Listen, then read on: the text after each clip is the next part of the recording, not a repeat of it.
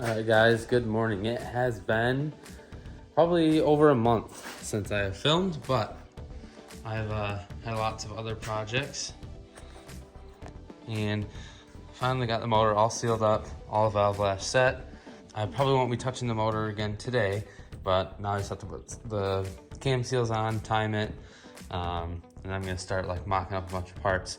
And this part I'm about to show you, I'm super excited about. I had a powder coat company over in Muskegon, Michigan. I had them powder coat all this. I will try and link his Facebook in the description, but I am super happy with the outcome of these parts.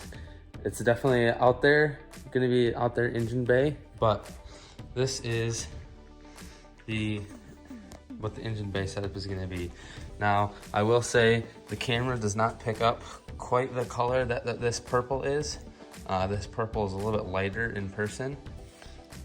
You can kind of see when I get some light on it, it looks a little bit lighter, but these are the colors that the engine bay is gonna be. So I kind of have it set up here, how it's gonna look in the engine bay. So obviously we've got our neon AOS, and so that's gonna sit about there. We've got the 6266, that's gonna be the purple. And then there's gonna be a coupler obviously between these two, but this is part of the intake pipe. So then this is gonna be one of the charge pipes, another one of the charge pipes. So all the charge pipes are purple, intake manifold's purple, turbo is purple. And I've got these four things kind of mixed in just to kind of separate it. And I think it's gonna look very good. I might try and find a radiator shroud in maybe this color. I'm not really sure. I wanna maybe tie a few things in more. There's a lot of purple, but I'm really happy with how it came out. I'm excited to see how it all looks put together. I've been wanting to do this kind of color scheme for a long time, and I guess I'm doing it now. Figured might as well do it, but I'm super happy with how this all came out. Everything looks really good. I don't know why my camera doesn't focus too well, but there we go. Everything looks super good. The color purple is an illusion purple. The reason, like I said, you can't really tell on camera, but this intake manifold and the turbo is slightly darker than the charge piping, and that's because they're not a smooth material like they're not as smooth a material as the intercooler piping. So it turned out a little bit darker. Like I said, it's kind of hard to see, but and then this was the closest match we could find to the AOS. I think it's a pretty good match, honestly. It looks a tiny bit different. The AOS is slightly brighter, but I'm happy with how it came out. But yeah, I'm super excited for this, guys. So in the next couple weeks, I'm gonna be putting this together. Unfortunately, it was pushed back. A big part of it was the Cobb green speed update, because I was gonna be tuned with Cobb, and now I no longer can. So I am ordering a Link ECU. I'm not doing open source. There's just too heavily modified, in my opinion, to want to go open source. So I'm ordering a Link ECU, and those are unfortunately back ordered 6 to 8 weeks. So this build's just gonna take longer than I'd like, but I'm definitely gonna do some hopefully detailed videos. I wanna make this engine bay nice and clean. That's why I got all this powder coated, and I have some other stuff coming also. Another little update, pardon the mess, but I did get a new toolbox. I went with a Husky, just because my old setup was pretty cramped. I don't even know if I posted my old setup, but now everything's nice and organized. Easy to access, super nice.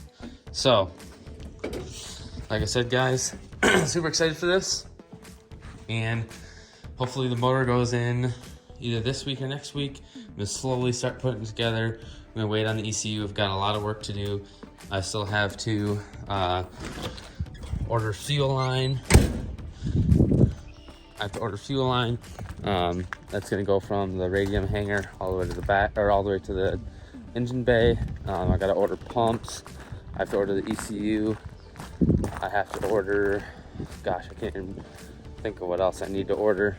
A lot of little things here and there, but car's still sitting here, getting dirty. Obviously, you did see the intercooler piping in the garage. I did upgrade to an ETS front mount, so I will no longer be using this front mount. But yeah, there's nothing in here right now. She's just sitting here. Gonna clean up this engine bay, scrub it down, hopefully clean up a lot of the hoses. I also did get the shift knob for this powder coated the Illusion purple as well, so that looks good as well. But yeah, just want to do a quick little update how things are coming. Forester is still at the paint shop, not really in a hurry for that. I'm trying to do this while also saving up for a house, which it's going fairly well, so take things slowly. But yeah, I just want to give you guys a little update. I know it's been a while, and I'm gonna try and roll out some more videos for you guys. But as for today, that's going to be it. We've got the Michigan Subi opener coming up. I'll be taking that STI down there. That is my low mileage STI. But yeah, if any of you guys watch this that go to the Michigan Subi opener, I'll see you guys there. And thanks for watching. All right, motor is assembled, clutch is on, headers are on, motor mounts are on.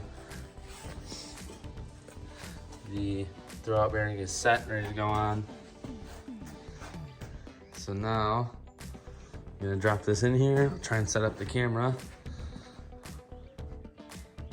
Good shot at the headers here.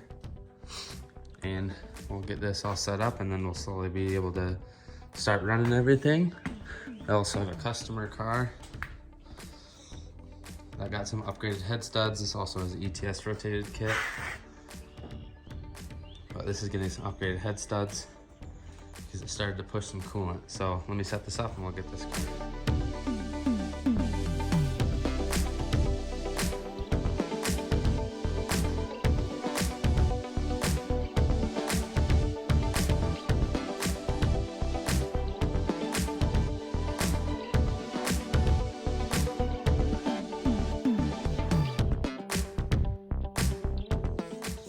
So once you get the motor set in, make sure you pull, I use one of the bolts down here and this one up here, so it pulls it in nice and even.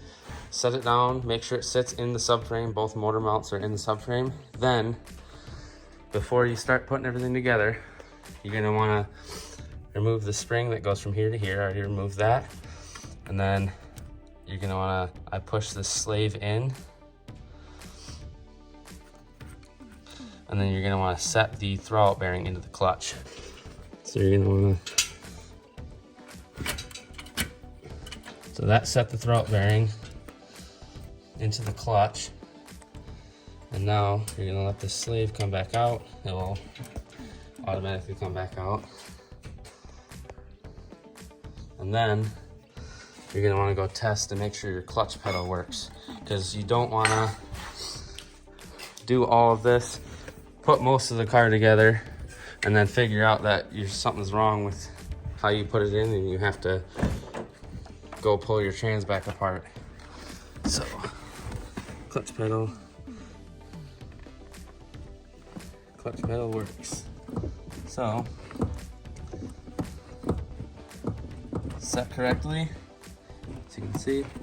So that means we got the throwout bearing into the clutch correctly. So now you can take your engine hoist off and you can start putting it back together. But I have done it before where I don't set that right away and I put a lot of stuff together and I have issues and I have to pull my motor back out.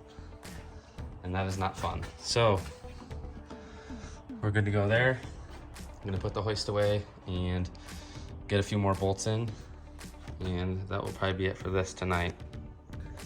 All right guys, I am just continuing to record stuff because I put out a video, so I'm just trying to get a bunch of footage, and then I'll be able to make maybe a couple different videos. But we got the downpipe in, we have the intake just sitting there. What we had to do, so my up pipe was a 3-bolt up pipe. I do not like 3-bolt up pipes. I don't like the 3-bolt flanges from the header to the up pipe because they're a pain to do. I much rather prefer the 2 bolts. Now here's the thing, everybody's gonna say, why didn't you just buy a 2-bolt up pipe with the rotated kit? And that is because I got the rotated kit from a part out cart, and it had a 3-bolt up pipe because the owner had a Tomai header. So my headers are 2-bolt, so I have a 2-bolt flange that I have just lightly tacked on here. I'm gonna have a shop TIG weld up. So last night what I did is I bolted this flange to the header right down here. So I bolted it to the header, and then I mocked up the up pipe, mounted it on this bracket, made sure the turbo fit, and then I tacked it to where it was on the flange. So that's all done. So I got the up pipe done. I'm waiting on, I have to order a O2 bung that I'm putting right there. And so then I'll be able to take it down to the shop, have them weld it up. I could just MIG weld it, but it's stainless. You're not supposed to MIG weld it unless you have specific wire, and I want it to look nice, and I'm not gonna make it look nice. So I wanna get it TIG welded. So along with that, a few little odds and ends. We've got the front mount on, obviously, and then I made these little brackets here. I'll show you what they do when I'll throw the bumper on.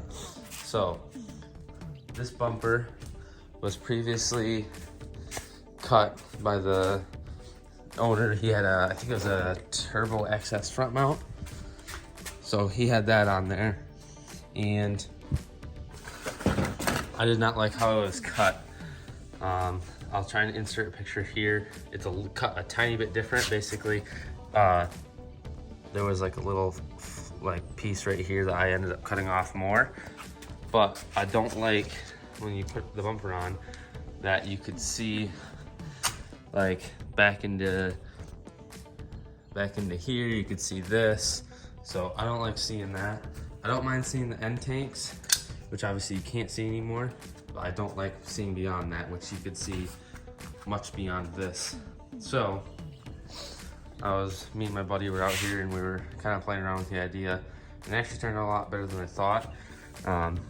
So it's literally just some metal rod with a nut, so welded to a nut, and then that's bolted on there. This is welded to the back, and then same thing with this, except it's a washer. So it's welded onto a washer and then welded onto the back. And this is just, I don't even know how thick it is. It's not super thick at all. Just basically enough so it's not like sheet metal and it flies all over the place. And then this is just some vacuum line sliced in half for like a little seal, I guess, just so it doesn't rub up against and make noise on the intercooler. So let me pop this bumper on quick and I'll show you why it looks way better.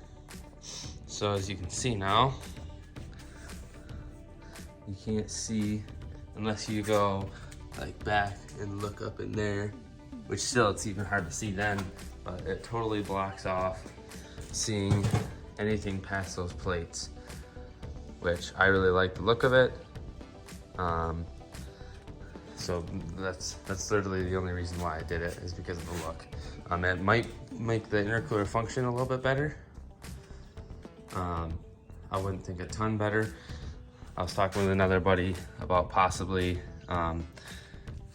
doing some measurements and having him draw something up on like a CAD program, and so we could make something that would actually like block this off, so it would actually force air into the intercooler. But that's down the road. I want to get this thing running before that, so that's little odds and ends I want to button up down the road.